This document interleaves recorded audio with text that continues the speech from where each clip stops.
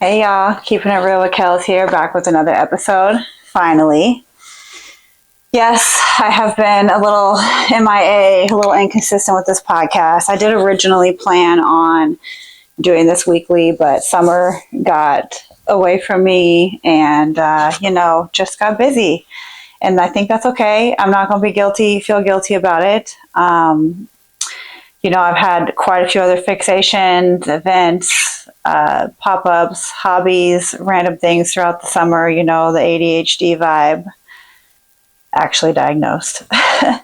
But I'm actually trying not to make myself feel too guilty, which is kind of perfect topic for today because I want to talk about why we feel so guilty when we are just enjoying our lives.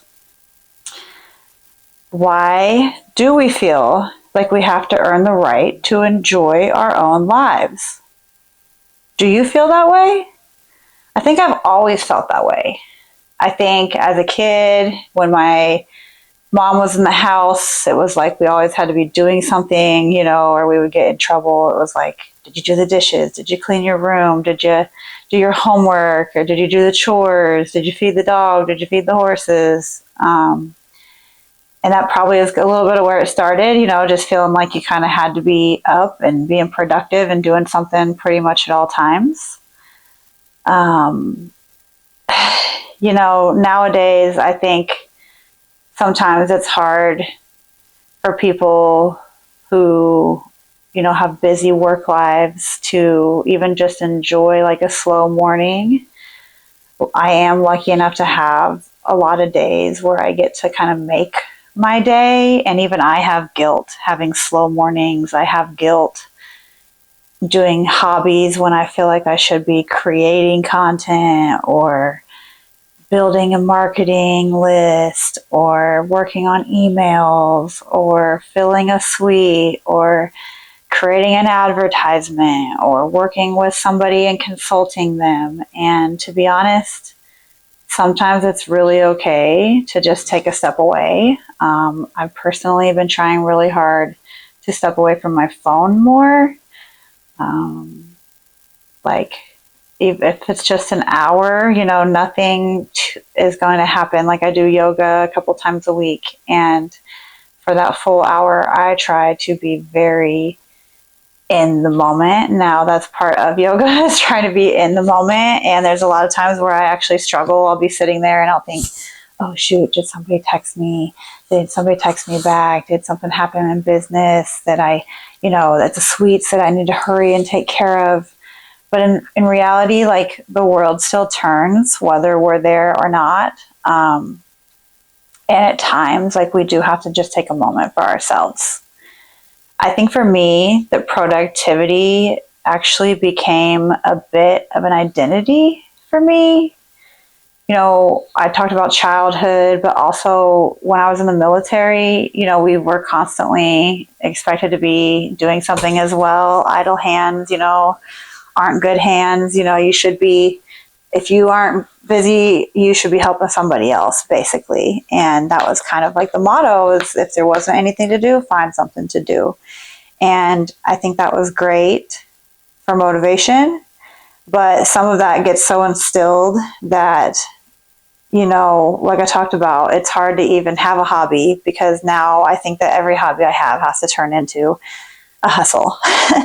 And I definitely was caught up in that for the last decade or so. I would say just the last year or two, I've really gotten into this mode of what do I actually enjoy and what does it mean to enjoy what you're doing.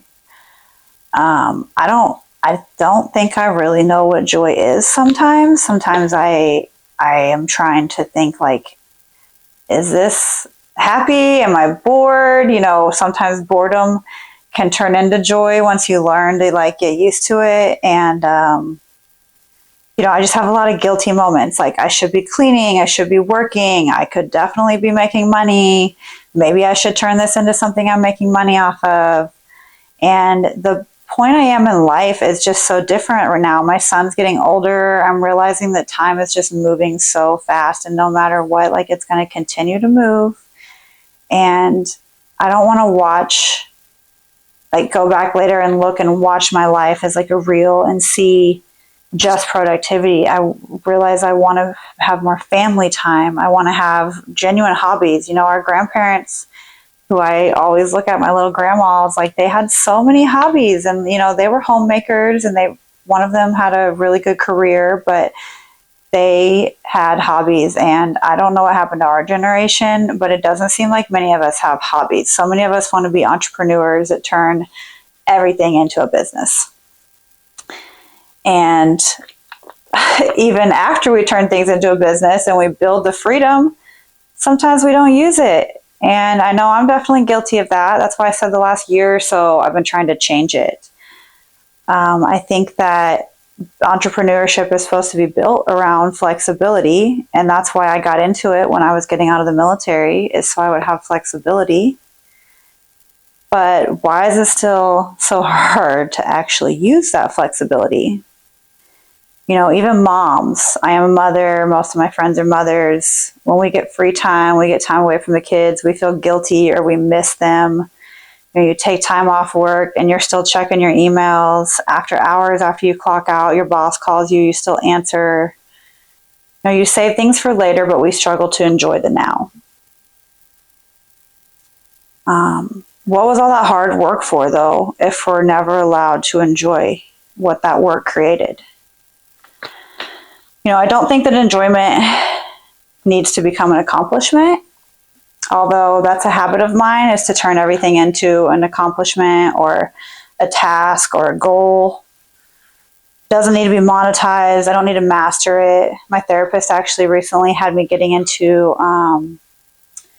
neuropathologic drawing and reverse coloring. And it's more a form of like creating and using your imagination and things not being perfect. And that's been kind of fun and hard for me. But I do think that it's something that's really interesting because there's nothing to accomplish from it.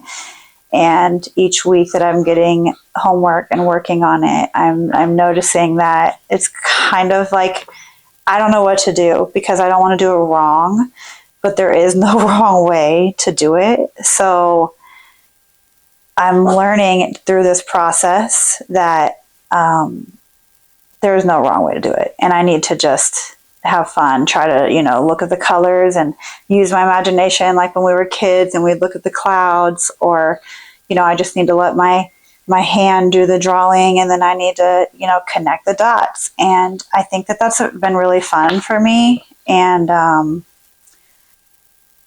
this is part of me learning to be to be in the moment and enjoy it versus producing. It's really funny because one of the first thoughts I had was, what if I'm really good at this and I can sell these? And then I thought, that's absolutely ridiculous. And it doesn't really matter if they're worth anything. That's not what it's for. It's just for fun. So I say that just with the thought of, let's not forget what we like to do, or let's not forget that we need to find joy when nobody needs anything from us. And even when they do need things from us, we have to find time to cut out for ourselves. Like I said, time's passing away. Those seasons are going to move whether we're productive or not.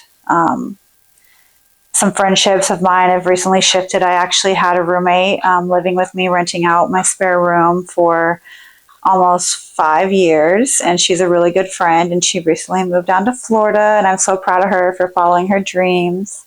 And things have shifted now. One of my other friends have moved in. I actually have her and her daughter live with me. It's kind of like a fun family vibe where the kids get on the bus together, and this is a temporary solution for both of us, but it's actually just really fun as well. And in this journey, I'm noticing, how much, time really does fly.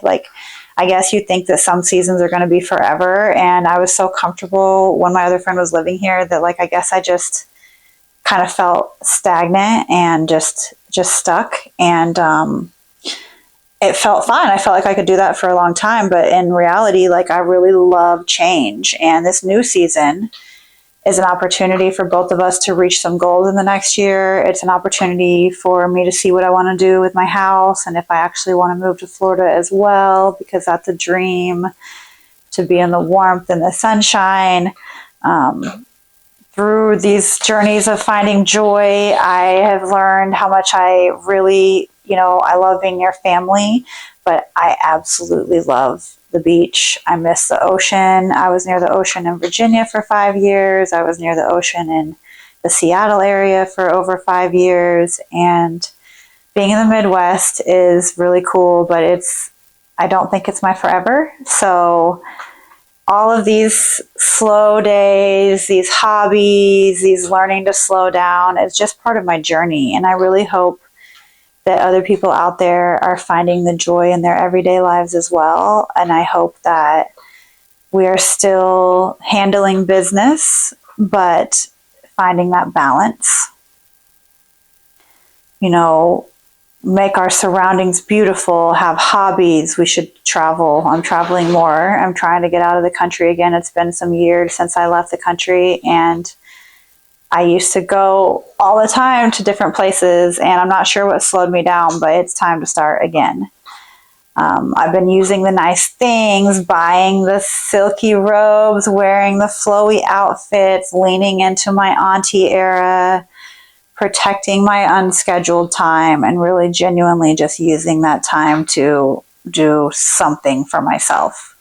I've been saying no without immediately filling the space with another obligation. In the past, I felt like my calendar had to be full, whether it was actual business, networking, trying to do something to get there. That's just what I was doing. And I know so many people can relate, because it feels like we have to be grasping all the time at straws when we're an entrepreneur. And to get money, you pretty much have to be selling yourself all the time. But it's important to remember to be soft. Softness did not eliminate the ambition, but ambition just doesn't need access to every hour of our life. Softness did not eliminate the ambition. Ambition just doesn't need access to every hour of our lives. That's a good one. So when was the last time you did something that you enjoyed without needing it to be productive? What are you saving for later? What would you do with a completely free afternoon if you didn't feel that guilt?